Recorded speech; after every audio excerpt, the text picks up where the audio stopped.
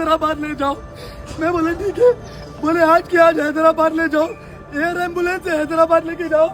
Red health वाले आपकी mummy को हैदराबाद लेके जाएंगे। रेड हेल्थ वाले सुबह हमसे 6 लाख रुपए लिए हैं मम्मी को लेके जाने के लिए। सुबह इनको 6 लाख रुपए दिए, रोज का 1 लाख अलग दिए। 6 लाख रुपए लेने के बाद मेरी मम्मी को इसमें बैठाए हैं। न इस एम्बुलेंस में कोई डॉक्टर था, न इसकी कोई मशीन काम कर रही है, न इंजेक्शन लगाने वाली मशीन काम कर रही थी।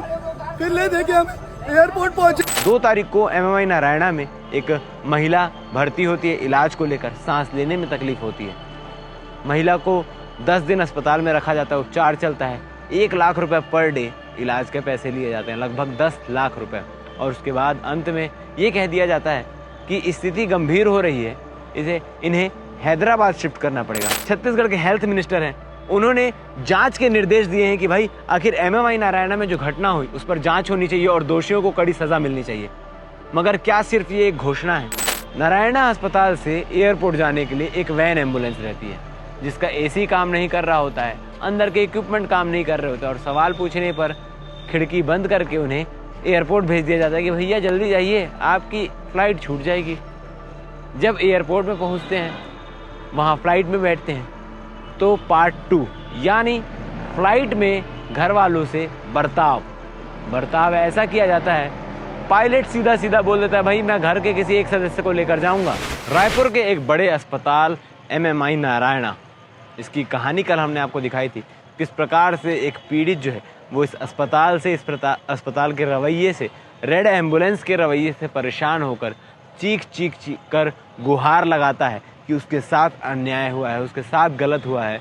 हॉस्पिटल वाले उससे जबरन पैसे वसूल किए हैं और उसके माँ की ज़िंदगी भी ख़त्म हो गई। ये पूरा मामला क्या था हमने आपको तफ्तीश से बताया था कि किस प्रकार से 2 तारीख को एमएमआई नारायणा में एक महिला भर्ती होती है। इलाज को लेकर सांस लेने में तकलीफ होती है। महिला को 10 दिन अस्पताल में रखा जाता है, उपचार चलता है। 1 लाख रुपए पर डे इलाज के पैसे लिए जाते हैं, लगभग 10 लाख रुपए। और उसके बाद अंत में ये कह दिया जाता है कि स्थिति गंभीर हो रही है, इन्हें हैदराबाद शिफ्ट करना पड़ेगा। अमूमन ये पॉसिबल भी है कि अस्पताल वालों से स्थिति ना सुधरे और दूसरे अस्पताल रेफ़र किया जाता हो, ये पॉसिबल है, हो सकता है।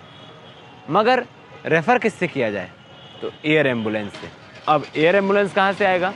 तो अस्पताल कैंपस में ही एक ऑफिस है रेड एम्बुलेंस का, जो एयर एम्बुलेंस प्रोवाइड कराती है।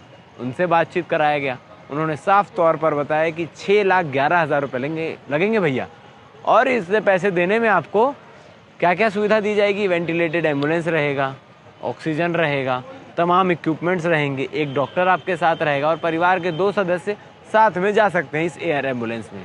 घर वाले राज़ी हो जाते हैं, क्योंकि एक कहावत आपने सुनी है कि मरता क्या नहीं करता। वही हाल इन घर वालों का था। अपनी माँ की ज़िंदगी बचाने वो हर कुछ करने को तैयार थे, हर वो चीज़ें करने को तैयार थे जिससे 1% भी चांस बनती है कि माँ की ज़िंदगी बच जाए। एम्बुलेंस में शिफ्ट किया जाता है।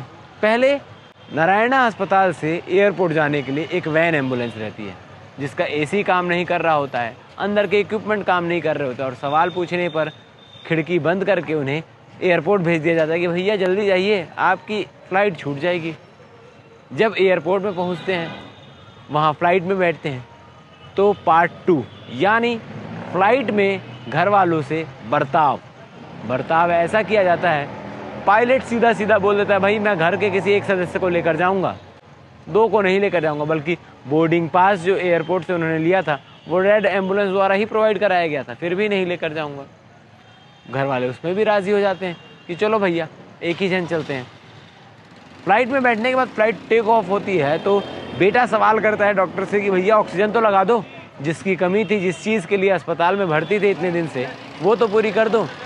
ऑक्सीजन नहीं लगाया जाता है। प्रयास करते हैं, डॉक्टर जूझते हैं, और 15 मिनट बाद फ्लाइट लैंड होती है। हैदराबाद में नहीं, रायपुर में लैंड होती है। बताते हैं कि भाई कंडीशन ख़राब हो गई है क्योंकि ऑक्सीजन मशीन ही नहीं चल रहा था।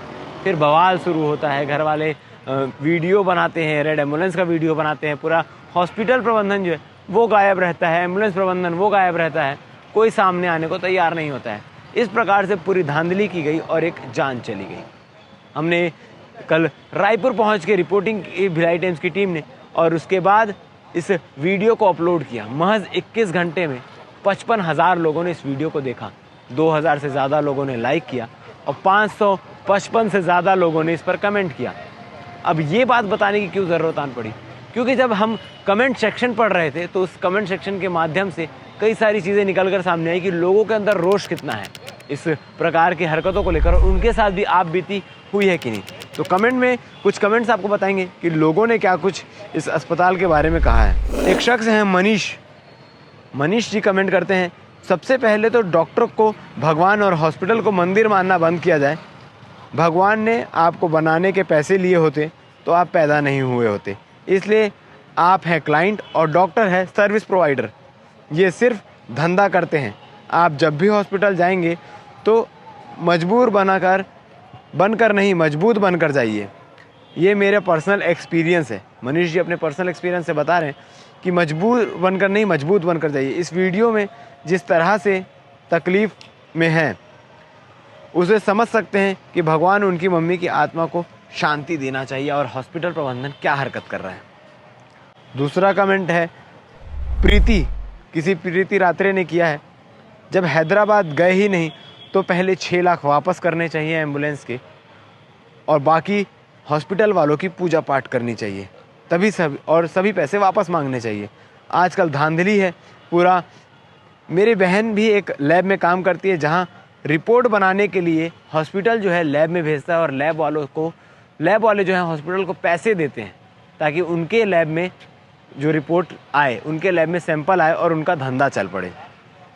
इसके साथ वेणु जी कमेंट करते हैं कि ये भी केस सामने क्यों आया, न्यूज़ वाले इसको सपोर्ट क्यों कर रहे हैं। जिसके घर का सदस्य है, एडमिट है, उसको अच्छे से पता है हॉस्पिटल की काली सच्चाई, और ये सब बातें आप सबको पता है कि हॉस्पिटल की बिज़नेस की दुनिया है और ये सारे डॉक्टर जो हैं वो बिजनेसमैन हैं, ये कोई भगवान नहीं है। इस प्रकार से लोग कमेंट कर रहे हैं, अपने गुस्से अपने भड़ास को निकाल रहे हैं, और ये सारे वो लोग हैं जो अपने पर्सनल एक्सपीरियंस से हॉस्पिटल में जो चीज़ें उनके ऊपर बीतती है, जो चीज़ें उनके ऊपर गुजरी है, क्योंकि तमाम चीज़ें देखने को मिलती है। और भी कई सारे कमेंट्स हैं, आप हमारे पुराने वीडियो के कमेंट सेक्शन में जाके कमेंट्स पढ़ सकते हैं। इसमें एक और ख़ास कमेंट आया है जिसमें साफ तौर पर लिखा है, गब्बर को आने की ज़रूरत है तभी देश को न्याय मिलेगा। एक गब्बर मूवी अक्षय की काफ़ी फेमस हुई थी जिसमें न्याय ना मिलने पर गब्बर किडनैप करता था और मार देता था, जिससे एक को मारो तो 10 अपने आप सुधर जाएंगे, ये उसका कहना था। और कमेंट सेक्शन में इसी प्रकार की डिमांड आ रही है। लोग कह रहे हैं कि शायद ऐसा ही करना पड़ेगा।